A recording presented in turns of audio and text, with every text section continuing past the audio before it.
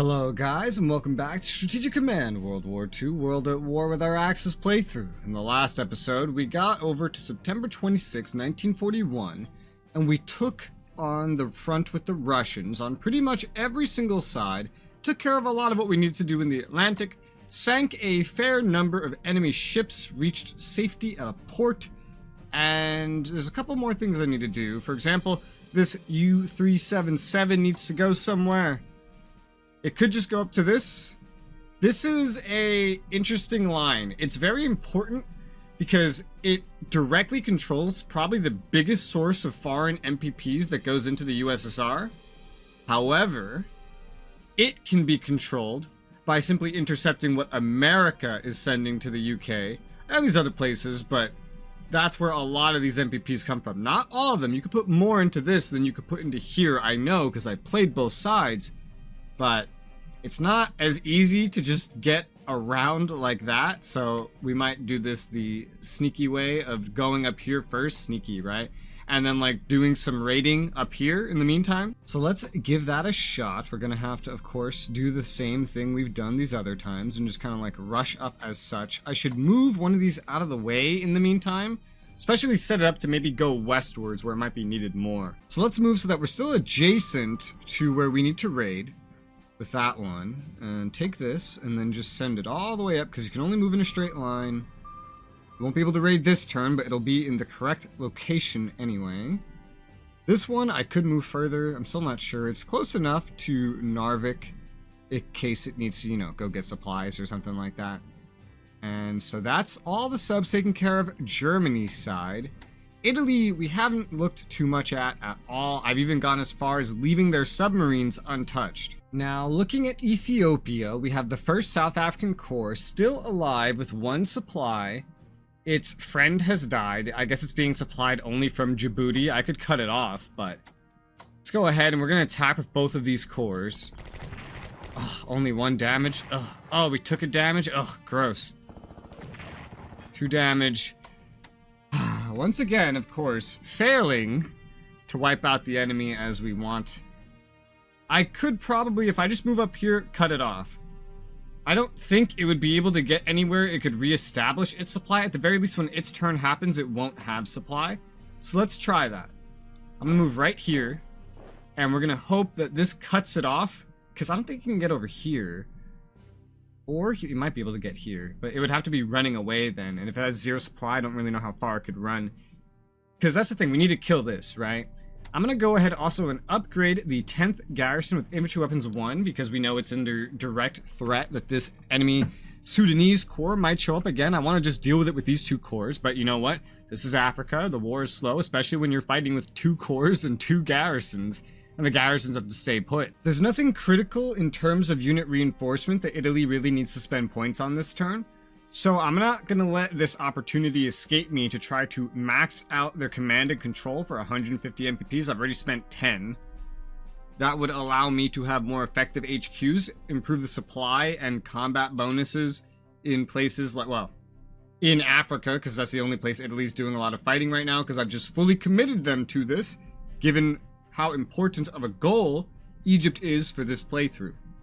That leaves this sub actually able to fully reinforce, right down to exactly 0 MPPs remaining. Wow, okay. Due to the general lack of safety in this region and the amount of enemy destroyers running around, I feel like using the Italian subs further south, for example, around these heavy cruisers, makes more sense than using them in the danger zone where the swarm of German subs, which all but 1 of which have their first advanced sub upgrade, makes the most sense. So there's been some activity around here due to former placement, so we're not just gonna rush out.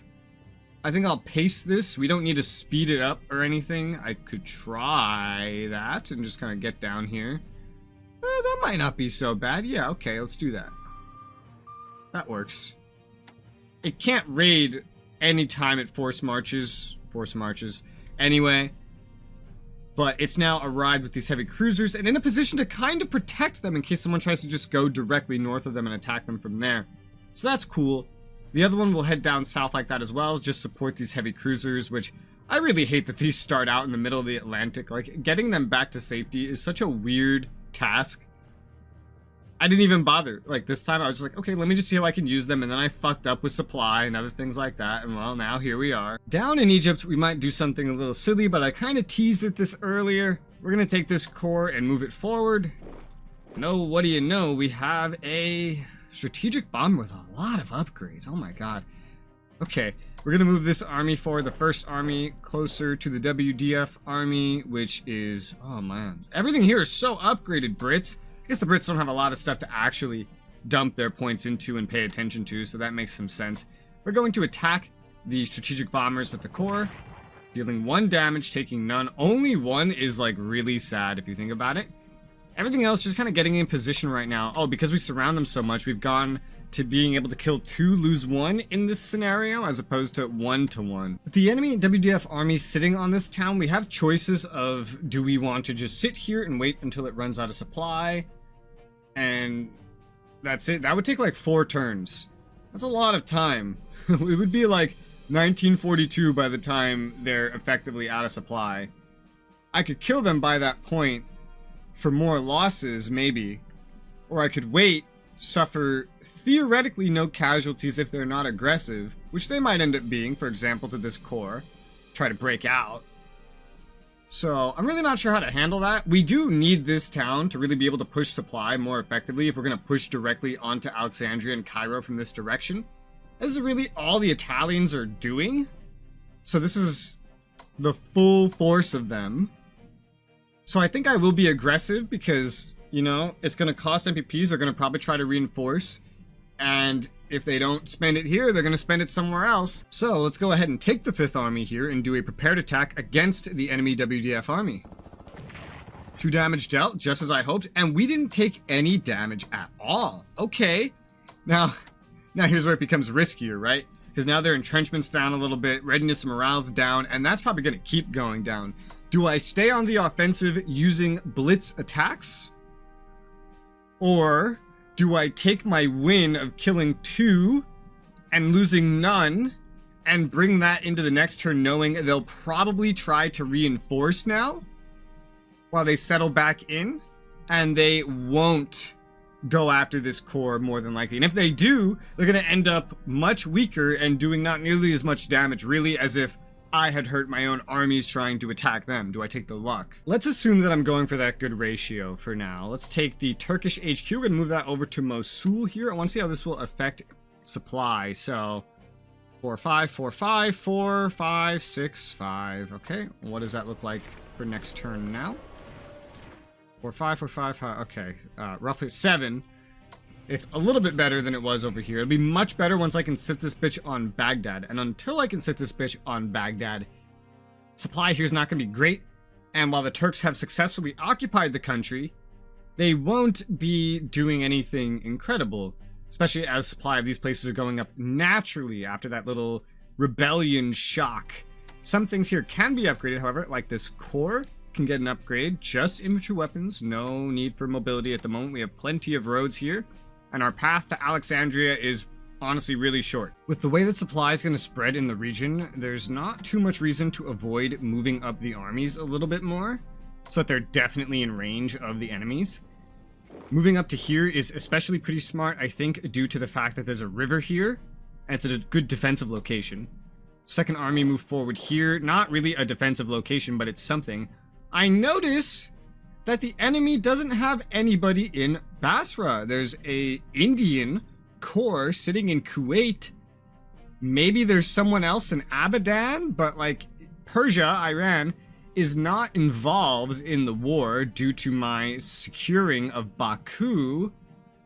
Wasn't there a second force up here? I don't know if I'm imagining it, but here, let me move the... can I upgrade you actually? Okay, let me upgrade the first fighters with second advanced fighter tech for now. I think I might take the risk. It's just an Indian corps up here. Let's find out. Okay, there's nothing on Abadan. That's 12 MPPs right now.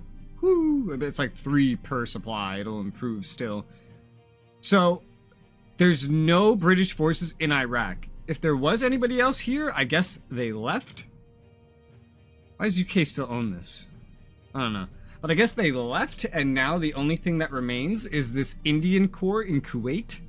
And they're isolated here because it's just Saudi Arabia, and like they're just surrounded by neutrals. Well, this sort of speeds up and slows down my advance because now we own Basra. It has one supply, but it'll build up its own supply. This core up here will be not too good on supply, but it's going to be in a city across a river from Kuwait, and that's a pretty defensive place to be. So we'll just end up waiting. It's going to take like 2 more turns for supply to spread enough before we can upgrade these armies, really leaving them where they are. I guess I'll leave this core here because then it'll be able to upgrade properly next turn. And then I could probably shift that west, take the more mobile units, just like a bunch of cores, all the cores maybe, shift them west eventually, send these armies in to clear out Kuwait, specifically them, while the cores go in and mess around in Transjordan and Syria, God, all these places, Israel, and then maybe push into Egypt if there's nothing waiting. Like, this is going to be more of a brute force issue right here, as opposed to over here, where I don't even know if there's anything defending over here. I'm going to take the second Romanian garrison and move it up to Vinica with a forced march because there's a partisan point right here, and I kind of just got to leave someone behind at this point to deal with that. We have the Bulgarian one ready to go. I'm going to go ahead. I'm going to purchase for Bulgaria another garrison, no upgrades. It's 50 MPPs. That's just going to go on their capital. This one's just going to end up operating somewhere that it could be useful. We still have a Hungarian one ready to deploy. These would all be good for down here. We're still going to need more, and we're going to need more up here as well. And here's where I'm going to start bringing in specifically German garrisons, methinks. But that means I'm going to need garrisons, and relatively soon at that. Let's start by ordering exactly 2 garrisons. I don't think I'm making any right now.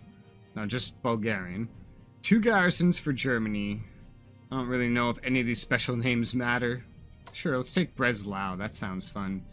1 Breslau garrison is 45 MPPs because German, they got the buffs to reduce costs. So, Breslau garrison, purchase. And let's take Danzig garrison, purchase. These are probably not going to go in these locations, but hey, special names, why not?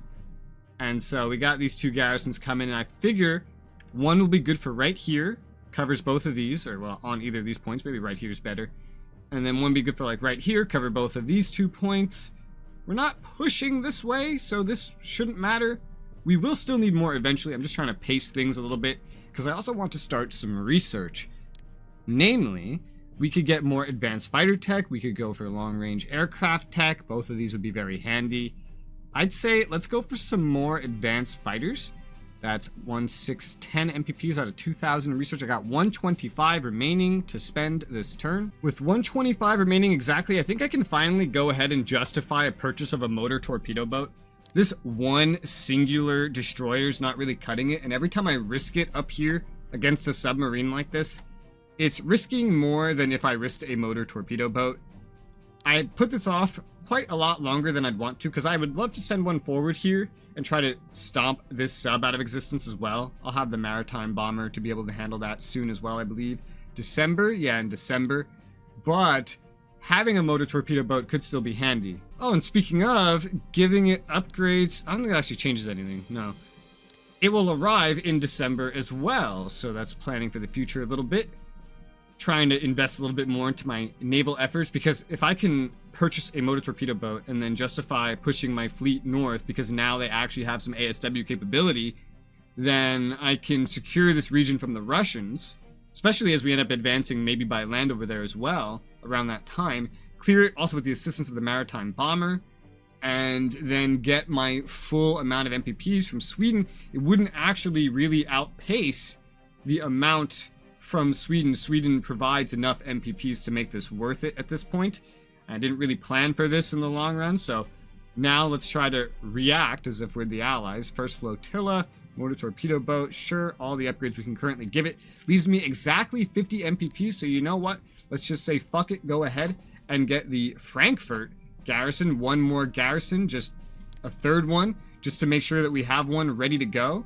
Because we're going to keep advancing, and eventually we're going to need more, so 1 more ready right now wouldn't be too bad. It means I don't need to buy any more, anytime soon, hopefully, at least not urgently. Looking at the Chinese front with Japan, I've noticed some units, especially up here, may be starting to get some infantry upgrades, but down here, this core of armies, that's a lot of armies, that defends Chongqing has not received these upgrades yet. My air can't do a whole lot to them while they're in these fortifications. However, a good prepared attack from an army with infantry weapons level 2 can do actually quite a lot. I have so many armies over here. Let's move the 13th army forward, also up against this enemy army. Wow, look at that. Compared to this. Lose 1, kill none, lose none, kill 4. And we can see now that they also have more troops here, just behind Chongqing. That would be... that would be 2 more corps. I forget if they reform here at Chongqing or Chengdu, or if it's like further back. I know they get free reformation of infantry units, so things we kill would pop up here. Free or cheaper, something like that. But I have a lot of things that need to move. This one especially needs to move out of the way. Central Expedition Army. We can get anti-air now, but getting that on these land units is really probably not the most important thing in the world, because the Chinese don't really have bombers. So let's just move you up to Queichao, claiming this fortification for my own. The fortification has vanished. Makes me believe maybe they set that up with a engineer? But even then, usually when you capture a fortification, you capture it. It doesn't just vanish. Oh well, I don't know, but I'm gonna take the these names. I'm gonna take this and I'm gonna move up this way, trying to get that over to Queichao. Supply here will improve considerably, just next turn in general. Once we actually get this to Queichao, it should prove even better. In the current situation, I will go ahead and take the North Chinese Front Army. We will take advantage of this amazing ratio here and attack.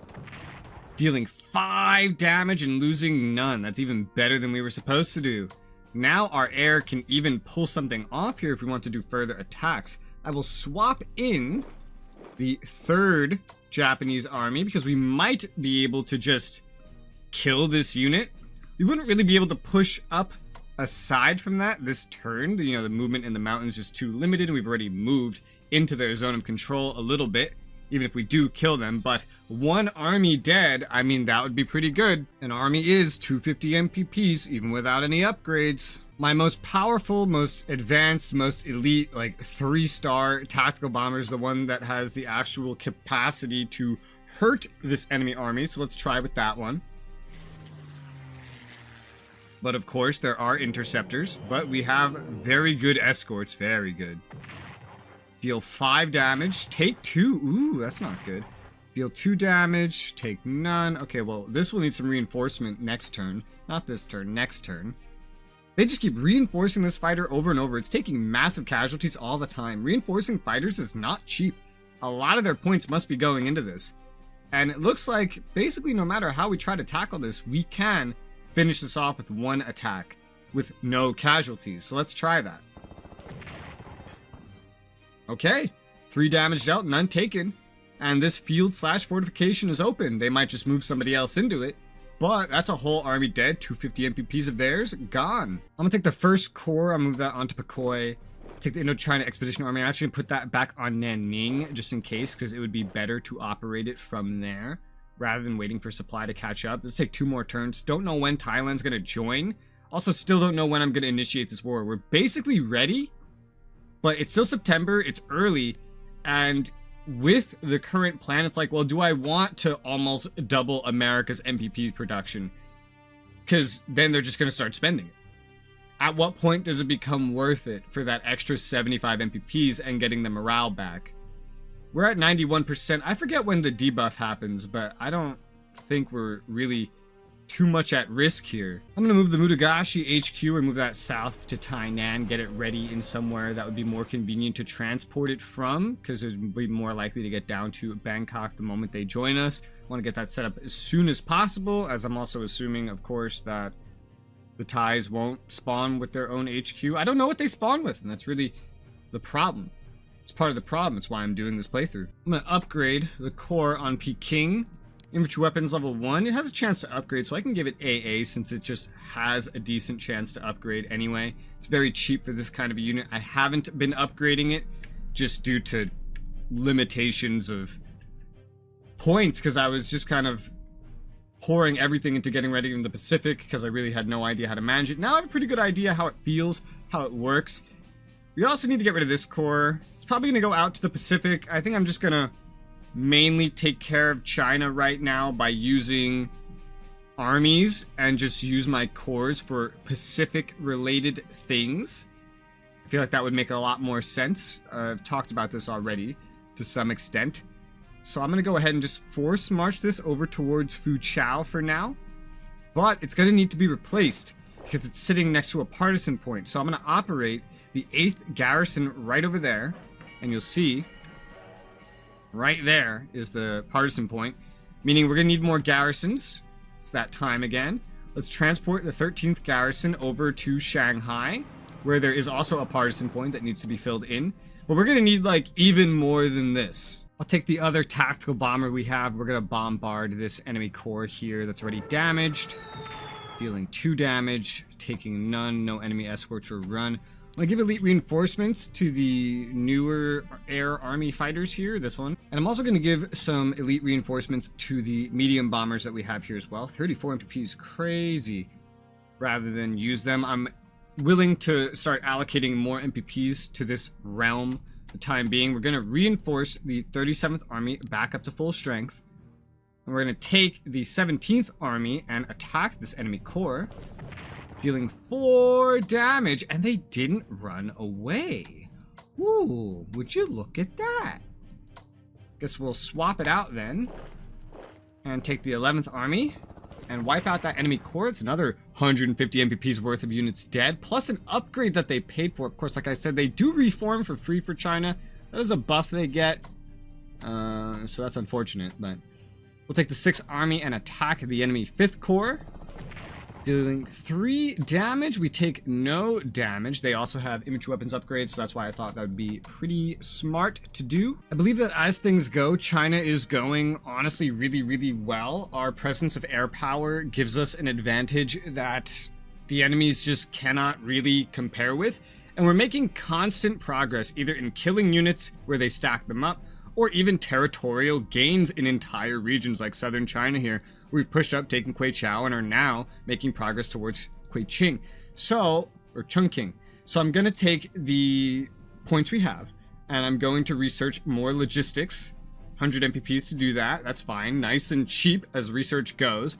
But making logistics 10% cheaper for operational movement and normal transports, it's going to become more and more relevant here, as we're going to start having to go between islands and getting them ready to defend against America. Get a taste of what that's like. 17th Korean Army is going to push forward down the road, but a little off into the field here.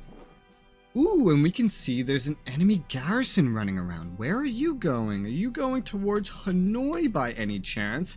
Garrison can't really push a line very well by itself, so that would be quite interesting if that's what it was trying to do. Speaking of which, I should probably get a garrison on this point, shouldn't I? That's at least motivation to get another garrison going, of which we have 10 more we can make easily. I will go ahead and order another one. 47 MPPs? Yeah, let's go do that. It's actually a semi-important thing to be doing. Don't really think there's anything else more important worth doing. Or, you know, getting a core over here could essentially be the same thing. Just stopping the capital from getting sniped. You know, imagine if it got sniped by a garrison. That would be ridiculous. That garrison will still take like 2 turns to make though, so let's actually move the 1st Corps over here instead of on Pakoi. Just move that towards Hanoi. Take up a temporary defensive location on Hanoi just to protect it, just in case they do try anything silly like that. That's another thing these corps can be especially useful for, is just forward placed defensive locations while we wait for the armies to actually catch up. Once we take Kunming and Wanting, I believe we'll cut off the, well, the hump, because this is where the hump happens, right? Basically almost all, if not all, points of America being able to supply China without this actually being our sole focus. And now, assuming, oh right, the Hama HQ, I forgot all about this. So there's still another HQ that needs to go somewhere. Well, I don't have MPPs to deal with that right now anyway. People are getting in position, it's fine. Now, assuming there's nothing else to do, which I don't really think there is, I've used most of my MPPs, I'm quite happy with what I've done. I think I can put off invading America for now, it's not really worth it yet. That big debuff of giving them so much MPP generation, we'd be getting 75 back once we get this secured, and we'd be giving them hundreds. So let's just hit end turn for now, bring this into October, see what the allies have for us. Oil embargo, yep. Capture Smolensk, boosts Axis morale, or German morale. Soviet national morale falls as Smolensk falls. Okay, cool. Oh, I didn't zoom in. Sweden-German convoy disrupted. Ground attack weapons done for Germany. Let me zoom in. No, I didn't do it. Oh, it's gonna be zoomed out. Oh, that's so annoying. Oh, well, that's fine. God, Germany gets so many MPPs now, especially the more oil plots we take. Arrival of Flying Tigers boosts Chinese national morale. Oh, boy. First American volunteer group arrives in China. You bastards. You absolute bastards. This is why I needed fighters and why I have them now. Submarine dives from attack. Enemy destroyer. Yeah, no damage done. Dives from attack. Yeah, well, these two are not going to be raiding this turn. That's why I wanted to send more south. Excuse me? We take 2 damage on the fighters. They take 1 damage. We take more damage. I don't know what's happening. They're bombarding with a carrier my destroyer. You see what I mean? Anything that I sail out to deal with this just gets like curb stomped in by like massive amounts of British fleet power. What is this? That's crazy. Are they gonna arrive with like a whole bunch of stuff again? That would be funny. Huh. Might want to keep in mind that's there. I might be able to like aim a sub over there and kind of get that MPP loss back. Ooh, they got rid of that engineer finally. Moved an army forward. Okay. The engineer was just never worth it.